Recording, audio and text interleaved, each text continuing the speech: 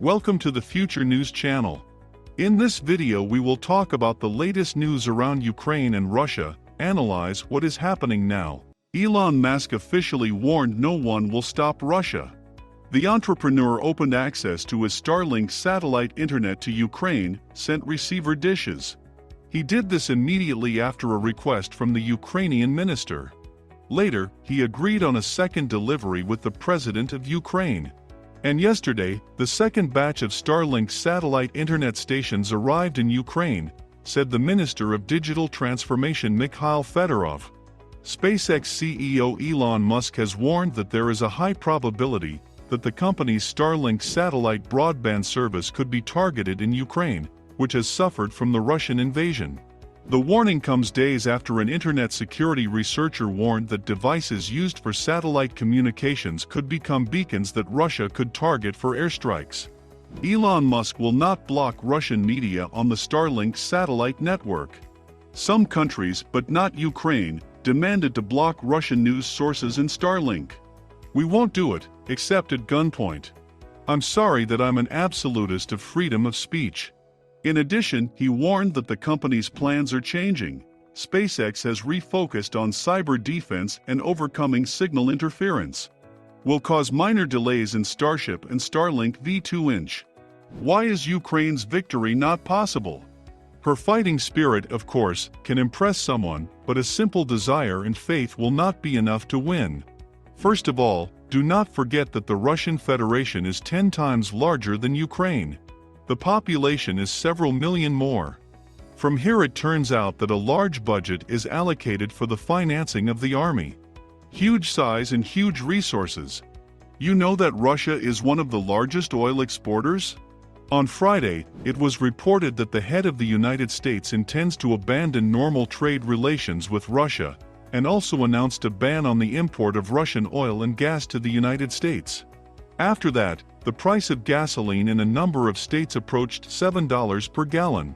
Senator from Delaware Chris Coons predicted the beginning of the global energy crisis due to the ban on the purchase of energy resources from Russia.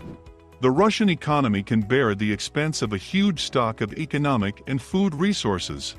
Nervousness reigns in the grain market. World exports have already lost a quarter of their volumes. The situation will worsen, experts predict. Anti-Russian sanctions undermine trade relations. In addition, Western trucking companies sabotage the delivery of goods from Russia. This creates unnecessary problems for customers. Wheat is getting more expensive than ever, and a hunger crisis is looming in many countries, analysts summarize.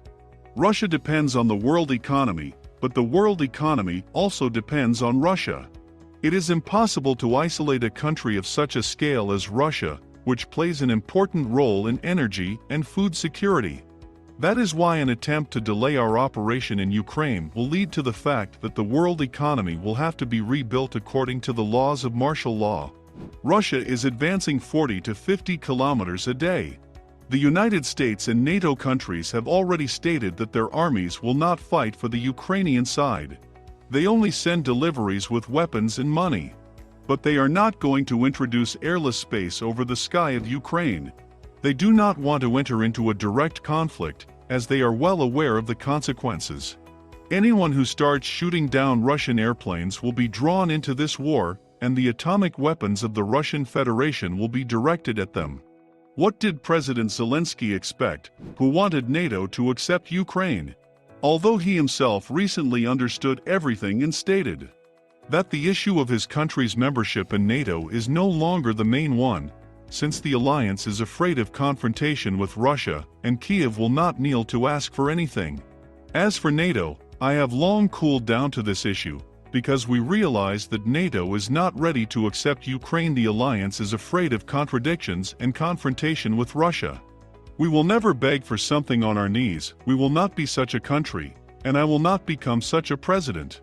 He noted that he is ready for negotiations and dialogue with Russia on controversial issues, but said that Ukraine will not capitulate and does not accept ultimatums.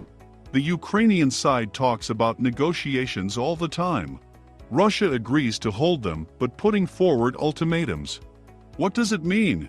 And this means that Russia can speak from the point of view of strength. Only the one who wins can claim. On Tuesday, March 8, Ukrainian Foreign Minister Dmitry Kuleba said that Kyiv wants to achieve direct talks between Zelensky and Putin, since it is the Russian president who makes the final decisions, especially now. Currently, Russia and Ukraine are negotiating a settlement at the level of delegations. Meetings are held on the territory of Belarus. At the moment, 3 rounds of negotiations have been held. On the very first day, Russian aviation seized control of the skies of Ukraine, thereby paralyzing the movement of most of the armed forces of Ukraine. Russia has completely blocked the seaports of Ukraine. The initiative for the fighting is completely set by the Russian side. For the second day, Russia has been cutting Odessa off from the rest of Ukraine.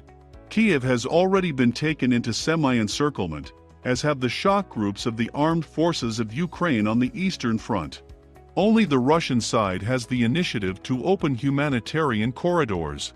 Despite the massive Russophobia in Western countries, articles began to appear in the United States that indicate changes in public opinion regarding Russia and the situation around Ukraine. The stupid decisions of the Joe Biden administration and the fair demands of Russia were written in the American magazine The National Interest on March 11. Over the past 2 weeks, the United States, NATO and Russia have been imposing economic sanctions on each other, conducting cyber attacks and threatening nuclear war, the article says. All this can lead to disastrous consequences not only for the conflicting countries, but also for the whole world. The American magazine is forced to admit that Russia will defeat the Ukrainian army with 100% probability. Unlike the image of a mean and cruel Russia shown in foreign media, it still refrains from using EMR, electromagnetic radiation, chemical, biological and tactical nuclear weapons, the publication noted. These powerful types of weapons would ensure Russia's victory in a relatively short time, but in this case Moscow will not be able to organize peace talks with Kyiv, and the victims among the Ukrainian population will be enormous. According to an American magazine, although many foreign experts believe that the Russian special operation is an attempt to seize all former Soviet countries to satisfy Vladimir Putin's ambitions, the Russian government denies the possibility of Ukraine joining its territory. Moscow's main demands are demilitarization, the promise of Kyiv not to join any military political bloc, the resignation of the pro-American government, as well as recognition of the Crimea, the DPR and the LPR. The loss of 6% of the territory is unpleasant, but not at all a catastrophic loss for Ukraine, the publication believes. Even after that, it will remain the country with the largest territory in Europe, not counting Turkey. In addition, Russia has officially stated that it will not try to create a puppet government in Kyiv. According to the magazine, Russian demands are surprisingly very lenient towards Ukraine. But the biggest obstacle in the peace talks is the actions of the United States and NATO, which continue to give false hope to Vladimir Zelensky for an imaginary victory over Russia. And this is despite the fact that Kyiv is facing the threat of complete encirclement, and the chances of the Ukrainian army are close to zero. The US and NATO arms supplies to Ukraine will not be able to ensure the victory of the Ukrainian army. The forces are too unequal, the American publication said. On the contrary, the number of deaths and destruction will only increase. Western economic sanctions also did not have the desired effect, since they did almost no harm to the armed forces of Russia.